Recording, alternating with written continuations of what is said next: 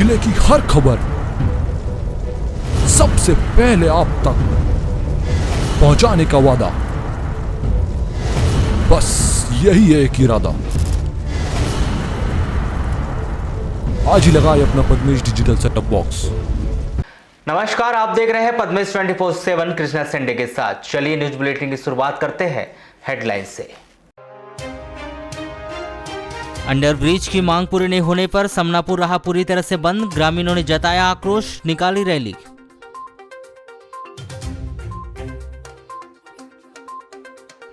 नगर निगम के joint director ने किया नगरपालिका का औचक निरीक्षण। 1 घंटे तक खंगाली फाइलें।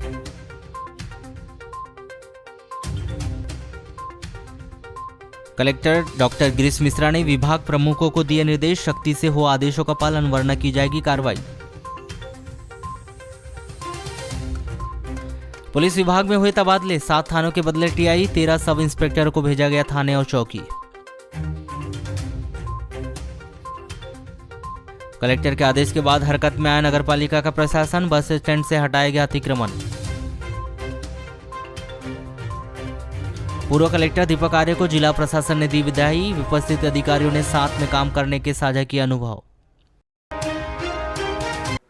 कोविड-19 के बढ़ते मामलों को देखते हुए शासन के द्वारा कोविड-19 को लेकर कराए जाने वाले टेस्ट की संख्या में इजाफा किया गया है।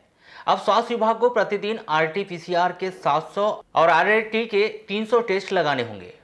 आपको बताएं कि इसके पूर्व RT-PCR के प्रतिदिन 500 टेस्ट स्वास्थ्य विभाग द्वारा लगाए जाते थे, वहीं RAT के 300 टेस्ट किए जाने का प्रावधान था। इस संदर्भ में चर्चा के दौरान CHMO मनोज पांडे ने बताया कि वर्तमान में कोविड-19 के अलग अलग वैरायटी आ चुके हैं, जिसकी पहचान करने में RT-PCR एक महत्वपूर्ण टेस्ट है, जिसको देखते हुए शासन के द्वारा प्रतिदिन यह टेस्ट 700 की संख्या में लगाने के निर्देश दिए गए हैं और निर्देशों का पालन किया जाएगा।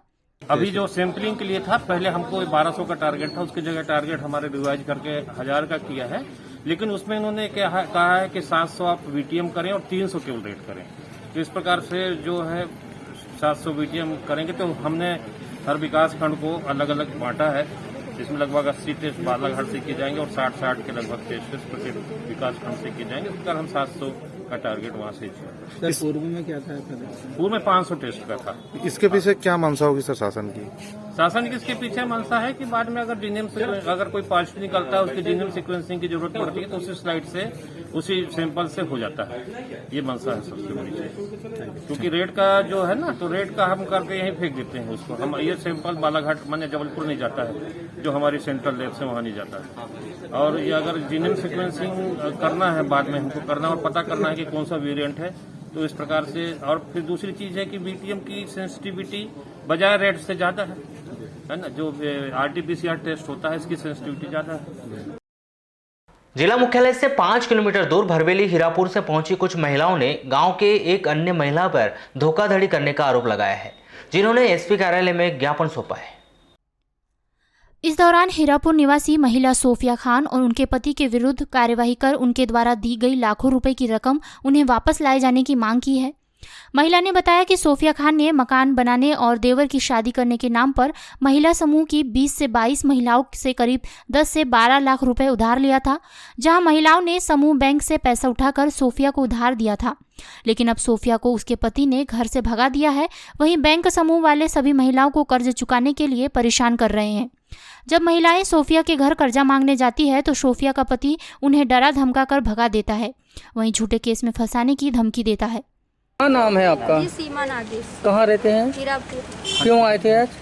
सर, पैसे नहीं पट रहे हमारे समूह का, इस वजह से बहुत परेशान है। सर भी परेशान कर रहे हैं, इस वजह से आए। कौन से समूह से पैसा लिए थे? SDFC ग्रामीण कोटा से भी 2 समूह से दिए हैं। क्यों नहीं पटा पा रहे हैं आप लोग? सर हम तो खुद गरीब हैं सर। हमने उठा करके सोभी को दिए हैं, तो सोफिया खान को दिए हैं। कितना दिए हैं? 50,000 रुपये। हाँ, फिर सर तो वो किस्त नहीं पट रहे हैं, इस वजह से हम बहुत परेशान हैं। इस वजह से हम समूह वाले क्या बोलते हैं? समूह वाले तो पटाओ बोलते, बैंक से लिए हैं इसलिए तुम्हें। जी, हम लोग सोफिया खान जो है अपने देवर की शादी कर रही थी, मकान बना रही थी। हमारे पास आकर बोली मुझसे मुसीबत है, मुझे पैसे चाहिए, आप लोग समूह से उठाकर मुझे दो पैसे, मैं आपको पैसा पटा दूंगी।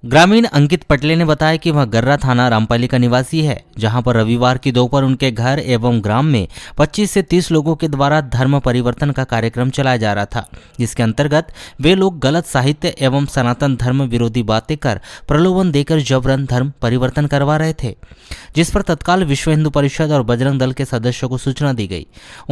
उन असामाजिक तत्व के नाम गजेंद्र दास पटले निवासी पाथरी लालबर्रा, भोजराज सोबेलाल निवासी ग्राम दीनी, विजयदास पंचेश्वर मेहंदीवाड़ा, पवनदास सिरपुर, मनोज रांगजाले निवासी गर्रा, राजेंद्र डहाके निवासी लिंगवाड़ा, सूरज पंचेश्वर मेहंदीवाड़ा एवं अन्य लोगों के द्वारा कुप्रचार कर सनातन धर्म के विरुद्ध वे कार्य कर रहे हैं, जिसका उनके द्वारा विरोध किया गया, परंतु उनके द्वारा अपना कार्य कर रहे कहकर बोल दिया गया, जिसके लिए बजरंग दल विश्व हिंदू परिषद के कार्यकर्ता रामपाली थाने में उपस्थित होकर नामजद रिपोर्ट करने ज्ञापन सौंपकर उचित कार्रवाई करने की मांग की। इस अवसर पर विश्व हिंदू परिषद बजरंग दल पदाधिकारी सदस्य सहित ग्रामीण भी मौजूद रहे। रामपाली थाने के उप निरीक्षक सुनील बनोरिया ने बताया कि थाने में कुछ लोगों के द्वारा जबरन धर्म परिवर्तन करवाने वालों पर कड़ी कार्रवाई करने के लिए नामजद शिकायत की गई थी, जिस पर अब भारतीय दंड विधान की धारा 310, 21, 295 का 34 के तहत अपराध दर्ज कर 7 आरोपियों को अभिरक्षा में लेकर जांच की जा रही है। डिप्लोमा इंजीनियर एसोसिएशन कार्यालय में सोमवार को एक पत्रकार वार्ता का आयोजन किया गया, जिसमें एसोसिएशन के पदाधिकारियों ने आगामी 15 सितंबर को इंजीनियर डे पर आयोजित विभिन्न कार्यक्रमों की रूपरेखा तैयार करते हुए इसकी विस्तृत जानकारी दी। कार्यालय कक्ष में आयोजित इस पत्रकार वार्ता में जानकारी देते हुए एसोसिएशन के पदाधिकारियों ने बताया कि नगर मुख्यालय स्थित विश्वेश्वरैया चौक में सभी इंजीनियरों द्वारा 15 सितंबर को इंजीनियर डे मनाया जाएगा, जिसमें जिले के लगभग 350 इंजीनियर एकत्रित होकर इंजीनियर डे मनाएंगे, जहां पूरे दिन विभिन्न कार्यक्रमों के आयोजन कर इंजीनियर डे का समापन किया जाएगा। हम लोग प्रति वर्षानुसार 15 सितंबर को अभियंता दिवस समारोह जिला समिति बालाघाट के माध्यम से भी, और वैसे तो पूरे प्रदेश में Madhya Pradesh diploma engineer association जो है अभियंता दिवस समारोह सेलिब्रेट करता है, जो सर मोक्षगुंडम विश्वेश्वरैया जी के जन्मदिन कहलाता है। उनको हम लोग अपना आदर्श मानते हुए, क्योंकि उनके जन्मदिन को पूरे देश में अभियंता दिवस समारोह के रूप में सेलिब्रेट किया जाता है, तो उसी परिपाटी में बालाघाट जिला समिति भी अभियंता दिवस समारोह मना रही है। इस कार्यक्रम को हम लोग ने ऐसा सोचा है कि शासन के नुमाइंदे को भी हम सम्मिलित करें। इसमें हमने माननीय गौरीशंकर जी बिसेन, जो अध्यक्ष पिछड़ा वर्ग कल्याण मंत्रालय के हैं, उनको हमने चीफ गेस्ट रखा हुआ है, मुख्य अतिथि रखा हुआ है, और प्रमुख अतिथि के रूप में अपने ज़िले के जो हमारे मंत्री हैं सम्मानीय रामकिशोर कावरे जी, आयुष एवं जल संसाधन विभाग के मंत्री हैं, उनको हमने प्रमुख अतिथि के रूप में यहाँ पर रखा हुआ है। साथ में विशिष्ट अतिथि के रूप में जो हमारे इकलौते अधीक्षण यंत्री हैं यहाँ पे सुपरिटेंडेंट इंजीनियर युवराज वारके जी, और हमारी अभी आज ही नगर के वार्ड नंबर 31 सरेखा में सोमवार की शाम को अचानक एक मकान गिर गया, जिसमें गृहस्थी का काफी सामान दबकर खराब हो गया। यह घटना बड़ा रूप भी ले सकती थी। घटना के दौरान घर में कोई नहीं होने के कारण कोई हताहत नहीं हुआ। यह मकान वार्ड नंबर 31 सरेखा के मरारी मोहल्ला निवासी जमुना खैरवार का है। इनके परिवार के लोग काम पर गए हुए थे। काम से वापस घर आने पर उन्हें इस घटना के बारे में पता चला। अच्छा, कब गिरा मकान ये? अभी 1-1.5 घंटा पहले गिरा है। काम पे चले गए थे सब लोग। घर पर कोई था कि नहीं था? नहीं जी, बच्चे थे। कोई जनहानि तो नहीं हुई इसमें? नहीं। क्या नुकसान हुआ इसमें? इसमें सब नुकसान हुआ है। खाने पीने का भी यहीं पे रखते थे हम लोग, तो 50-60 हज़ार का नुकसान हुआ है। और आवेदन के लिए भरे थे तो वो भी आया नहीं है अभी तक। तो अच्छा, पीएम आवास का भी लाभ नहीं मिला है? नहीं। अच्छा, ये बताइए, ये किस वजह से गिरा हुआ, क्या लग रहा है आपको? ये शायद बारिश की वजह से होगा। अगर कोई वार्ड नंबर 31 के पूर्व पार्षद कमलेश पांचे ने बताया कि इनका मकान जीर्ण शीर्ण होने के कारण बारिश की वजह से गिर गया। पीएम आवास योजना का लाभ दिलाने उन्होंने काफ़ी लोगों के आवेदन नगर पालिका में जमा कराए थे, लेकिन 25 से 30 लोगों को इसका लाभ नहीं मिला है। 1-1.5 घंटा पहले जमुना बाई खैरवार घर पे आकर के मुझे सूचना दी कि भैया मेरे यहाँ पे मकान अभी 1-1.5 घंटा पहले गिर गया है करके। तो मैं तुरंत आया, तत्काल में देखा तो सही में इनका मकान एकदम जर्जर हालत में था बरसात के कारण, और ये मकान ऐसी क्षतिग्रस्त हुआ है जिस कारण से इनका पूरा मकान गिर चुका है और सामान भी बहुत ज़्यादा दबा हुआ है। अच्छा, ये आप ही का वार्ड पड़ता है। ऐसे कितने लोग हैं जिनको पीएम आवास का लाभ नहीं मिल पाया अभी तक? वैसे तो कहा जाए तो 25-30 लोग हैं जिनको अभी पीएम आवास का लाभ नहीं मिला है और 1250-600 की डीपीआर में इन लोगों का मैंने आवेदन किया था, लेकिन आज तक के इनका नाम नहीं आया है इसमें। जब क्या लग रहा है किस वजह से नहीं आया, क्या बोल रहे हैं? कोई जब भी नगर पालिका इन लोग को साथ में लेकर के मैं गया हूँ और मैं खुद स्वयं यहाँ पे आवेदन देखा हूँ तो लिस्ट में नाम आ गया है करके बोल रहे हैं, लेकिन लिस्ट में जब मैं चेक किया नगर पालिका में तो लिस्ट में भी नाम नहीं। फिर इसके बाद नवागत एडीजे आशुतोष राय ने सोमवार को एसपी कार्यालय का निरीक्षण किया, जहां उन्होंने एसपी कार्यालय में किए जाने वाले विभिन्न कार्यों का जायजा लेकर विभिन्न मुद्दों पर एसपी अभिषेक तिवारी, नक्सल सेल सहित अन्य विभागों में पदस्थ अमले से चर्चा की।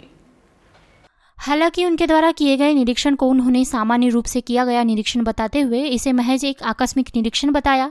उन्होंने चर्चा के दौरान सिर्फ इतना कह दिया कि एसपी कार्यालय में क्या काम हो रहा है उसी का निरीक्षण करने एसपी कार्यालय आए थे। पूर्व कलेक्टर दीपक आर्य के सागर स्थानांतरित होने के बाद आज नगर के शीतल पैलेस होटल में विदाई समारोह का आयोजन किया गया। इस समारोह में प्रमुख तौर पर collector doctor Girish Mishra, SP Abhishek Tiwari सहित तमाम प्रशासनिक अधिकारी मौजूद रहे, जहां पूर्व कलेक्टर श्री आर्य का प्रशासनिक अधिकारियों के द्वारा उन्हें प्रतीक चिन्ह दिया गया। समारोह में प्रशासनिक अधिकारियों को संबोधित करते हुए पूर्व कलेक्टर श्री आर्य ने कहा कि वह स्थानांतरण को लेकर पहले से ही मानसिक तौर पर तैयार थे।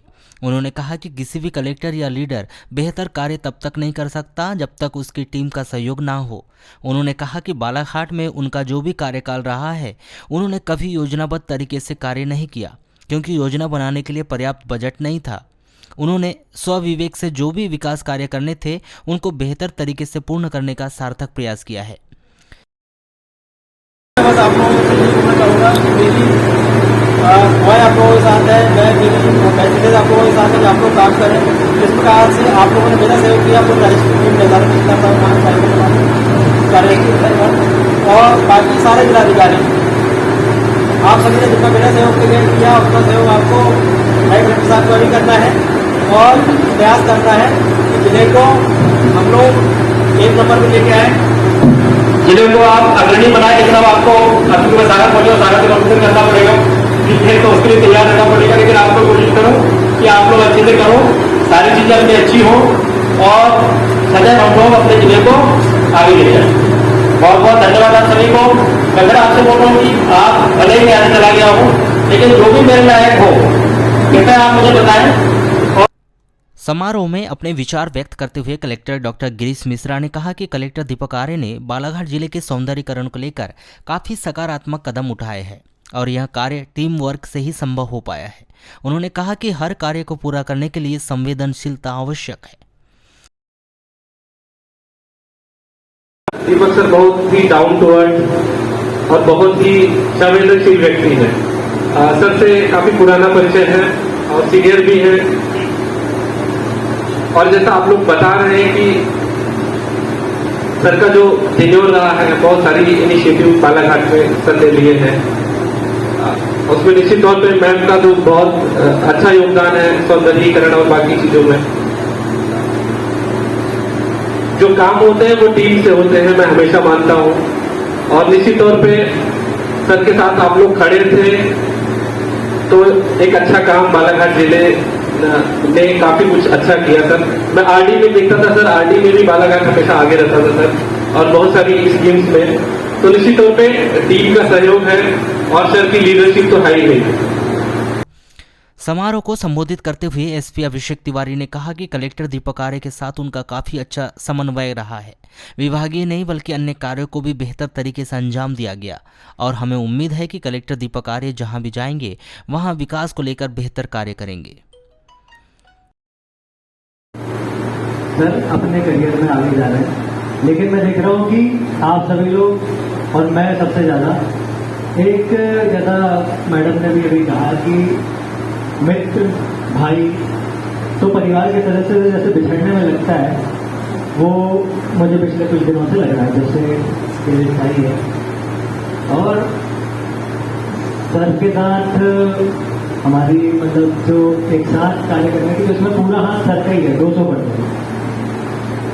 कि साथ में लेके काम करना, काम करा लेना। तो मुझे कभी ऐसा नहीं लगा कि सर इस जिले के कलेक्टर है। कई बार मुझे लगा सर एसपी है और मैं कलेक्टर हूँ। सर ने इतना मुझे स्नेह दिया और स्नेह से ज़्यादा अधिकार दिया